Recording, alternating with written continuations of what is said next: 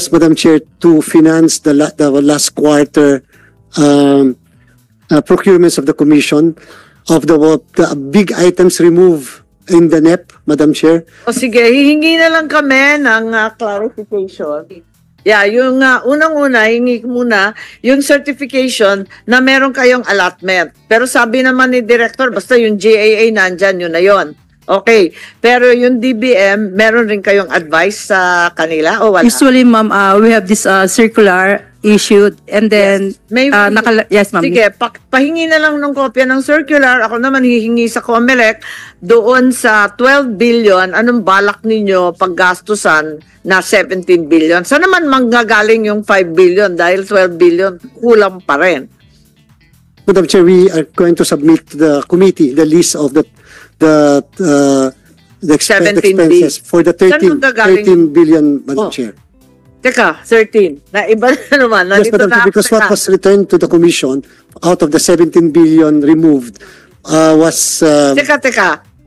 Paano gagastusin yung 12 billion? Ganun lang kasi. Yes, Madam Chair. We're going to submit to the committee. Kaya nga, pero bibigyan mo ng listahan na 17 billion, maghahagilap pa ako ng 5 billion. No, Madam Chair. May utang pa ako sa yun yan. We're going to submit because the amount returned to the Commission was 13 billion. The 1 billion was for the PNLE. And the 12 billion was for the supervision and conduct of election, recall, and initiative. So we are going to submit to the committee, Madam Chair, the breakdown of the 13 billion, Madam Chair. Okay, I think you have to put this all in writing or at least give me some sequence or timeline dahil mas lalo akong nalito. Pero kailangan maliwanagan to bago tayo mag-plenary para alam natin kung saan kukuha ng pera at mabawasan ang problema ng DBM na pagkasyahin ang lahat ng request. Ano? Yes, Madam Chair. Okay, any questions from Senator Ontiveros? No more, Madam Chair. Salamat Oo nga, ang kulit ko eh. For the conduct of the 2025 BSKE, COMELEC requested, eto na yung mga kulang, na 19.89 billion. But under the NEP, yun nga yung nabanggit ni Chair kanina nung presentation, 11.592 billion lang. Where will you source the shortfall? Ito na ba yung 2025 na sinasabi niyong paggagamitan ng 12B? No, Madam Chair. As far as the 12 billion is concerned, it will be for the 2024 pa rin po, Madam Chair. Ang sinasabi ninyo, may utang kayo from 2022? Hindi ko naintindihan. Gagamitin yung 12 billion para saan?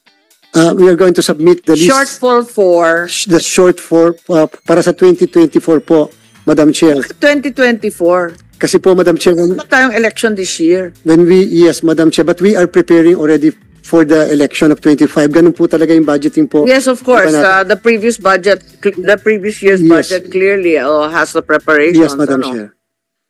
So, ang intent ninyo is to use 17 billion for 12 billion, Madam Chair. 12. Okay. Yes. Paano ngayon itong 2025? Kasi kulang din ang inalat sa inyo. Then in that case, Madam Chair, sa BSKE, for example, the 8 billion 299 million that was the shortfall, hindi na lang po kami maglalagay, wala pong additional honoraria para sa teachers na 2,000 na meron po sa NLE. Wala na rin po mga support staff sa bawat presinto. Wala rin po mga support staff and then we are also going to reduce the budget for voters education. Kasama na rin po yung budget para sa forms and supplies, Madam Chair. Labis-labis kasi yung gastos for 2025. Sabi nga ninyo, super election year. Kaya lang, aabot tayo sa NLE, wala pang presidential to, 38.8 billion, which is over 14 billion more than the 2022 election involving president and vice president pa. And more than double 2019. Bakit saksakan naman ang mahal ng 2025 NLE? Because, Madam Chair, our voters, the number of voters that we projected for 2025 will reach about 70 million. And of course, we have 2 point... Hindi naman doble yun ng dati. Hindi naman po, Madam. But Kaya nga, wala pang doble yun. We also have the Bangsamoro parliamentary election, which will involve 2.9 up to 3 million voters.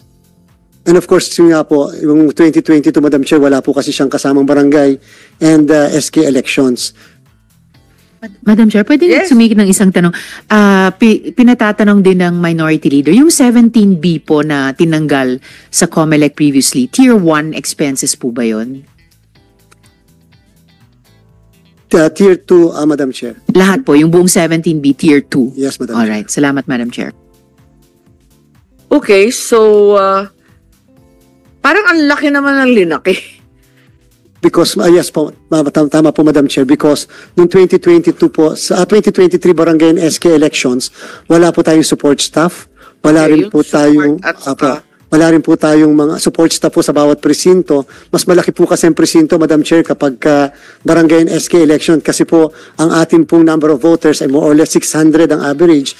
So, nung nakarang barangay and SK election po, ang ating presinto ay 201,000. Sige, mangangailangan lang ako ng konting paliwanag dyan kasi very, very quick sa pagsusuma. Ang ating minority leader, makikita niya kagad dyan na nagdoble over 3 to 5 years. Yes, Madam Chair. We're going to explain the reason for the increase, Madam Chair. Yes, I also need a coherent explanation for the COMELEC building, 1.25 allotted in 2023 and then carried over to 2024, but a mere 388 was actually spent, and we understand that there were delays. What's the original estimate? And the current estimate is 12.295, but I understand there are significant cost overruns that are going to kick that up to even more. Thank you very much, Madam Chair. As the MICA that was issued to the Commission was 8.3 billion. Of the 8.3 for the first year, supposedly what was released to the Commission was 1.250 billion pesos. And the 1.250 billion was allocated by the Commission for the CM, the construction management, for 400 million, and for the foundation. Tama. Yung kinikwento ninyo na kahit paano nag-umpisa na yung foundation.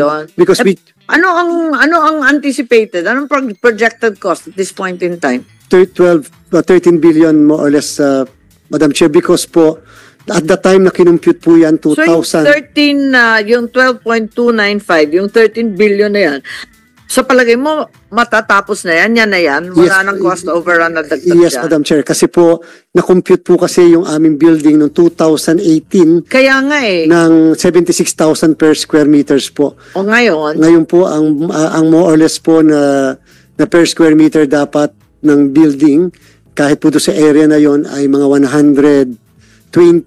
Okay. So, at doon po sa MICA na inisyo sa amin, even the DPWH had said that subject to the adjustment in view of the escalating price of Kaya nga eh. construction materials. So yung 12.295 billion, makaka-expect na tayo niyan Ay, definitely, na may building na. definitely, Madam Chair. Muli, maraming salamat sa inyong panonood at pakikinig.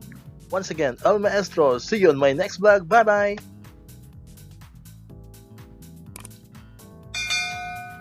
1, 2, 3, come on!